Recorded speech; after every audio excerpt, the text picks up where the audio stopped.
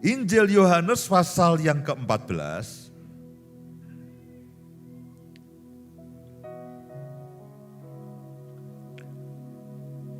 Kita akan membaca cukup banyak ayat pada pagi hari ini dan saya berharap ayat-ayat ini akan menolong saudara semuanya, memberikan pengertian, dan saya berdoa sementara firman-firman ini kita baca bersama, Roh Kudus akan menolong saudara lalu menanam benih-benih kebenaran itu dalam kehidupan saudara, dan benih itu akan bertumbuh dan berbuah.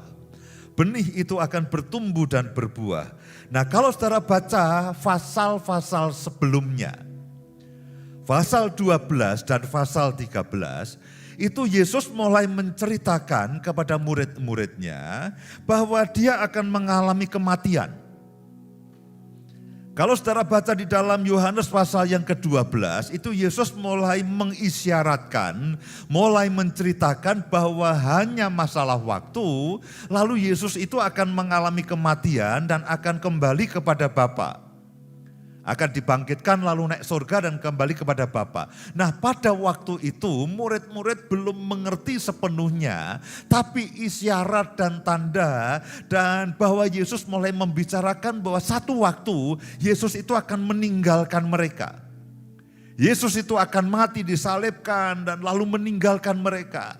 Dan murid-murid mulai bertanya-tanya, mulai kebingungan, mulai takut, mulai gelisah. Yesus mulai membicarakan dan mengisyaratkan bahwa dia akan mati dan dia akan meninggalkan mereka dan akan naik ke surga bersama dengan Allah Bapanya.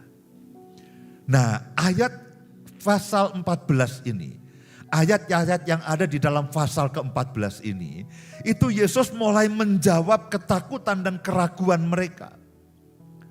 Nah, saya berharap ini akan menolong saya dan saudara untuk mengerti apa yang harus kita lakukan dan apa yang sebetulnya terjadi dalam kehidupan kita semuanya dan apa yang Yesus itu sediakan bagi kita.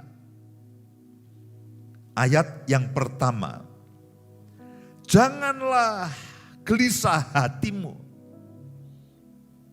Janganlah gelisah hatimu. Kalimat yang pertama dari pasal ini mengatakan janganlah gelisah hatimu. Percayalah kepada Allah, percayalah juga kepadaku. Di rumah Bapakku banyak tempat tinggal. Saudara jangan baca dengan pengertian sekarang. Pada waktu itu mereka bingung, mereka blank, mereka sama sekali tidak mengerti. Kalau kita karena kita sudah tahu ujungnya kita mengerti.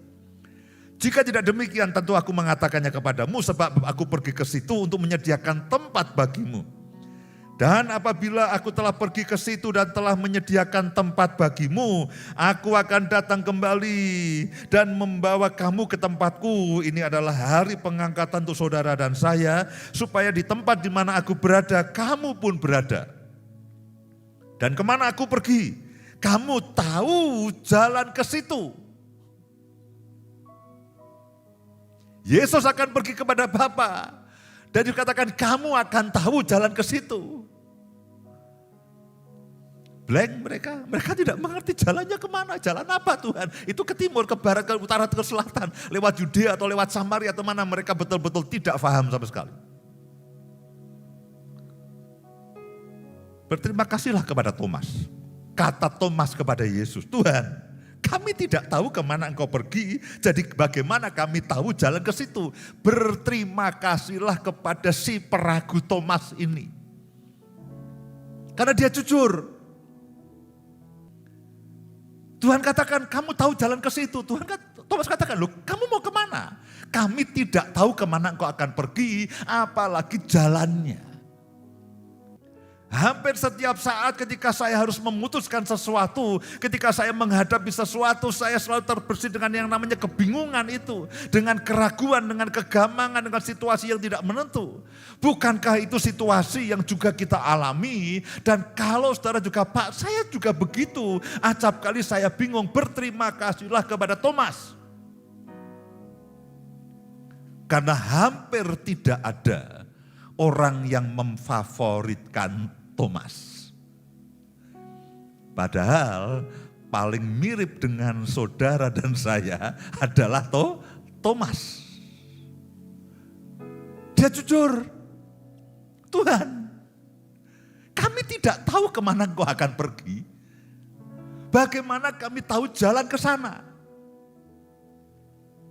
Siapa yang tahu masa depan kita pada hari-hari seperti ini?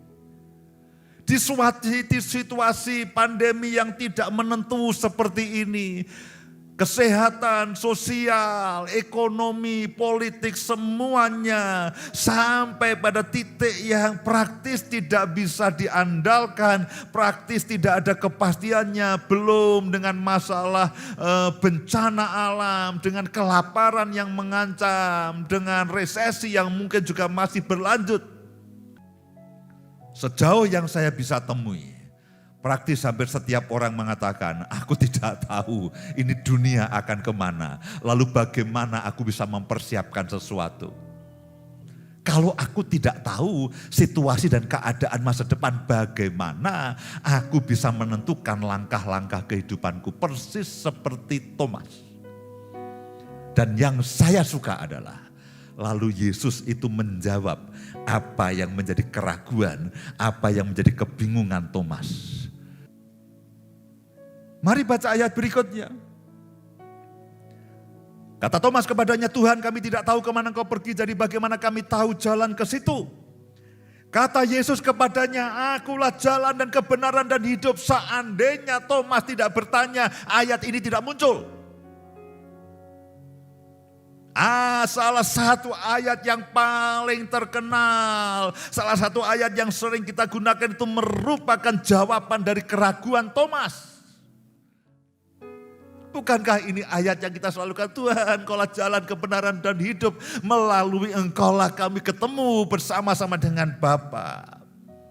Sekiranya kamu mengenal aku, pasti kamu juga mengenal Bapakku. Sekarang ini kamu mengenal Dia dan kamu telah melihat Dia. Bersyukurlah yang berikutnya kepada Filipus. Kata Filipus kepada Yesus, Tuhan, tunjukkanlah Bapa itu kepada kami, itu sudah cukup bagi kami.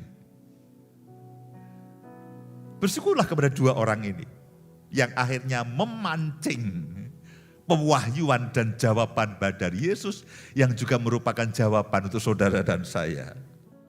Telah sekian lama aku bersama-sama kamu, Filipus, namun kau tidak mengenal aku. Kita selalu berdoa supaya pengenalan saudara akan Tuhan terus bertumbuh. Barang siapa telah melihat aku, ia telah melihat Bapa. Sebuah statement yang luar biasa. Oh, berarti Bapa dan Yesus itu satu. Kalau kita mau melihat Bapa, kita melihat Yesus. Kalau kita mau mendengar Bapa, kita mendengarkan Yesus. Firman itu keluar karena keraguan Thomas dan karena pertanyaan Filipus.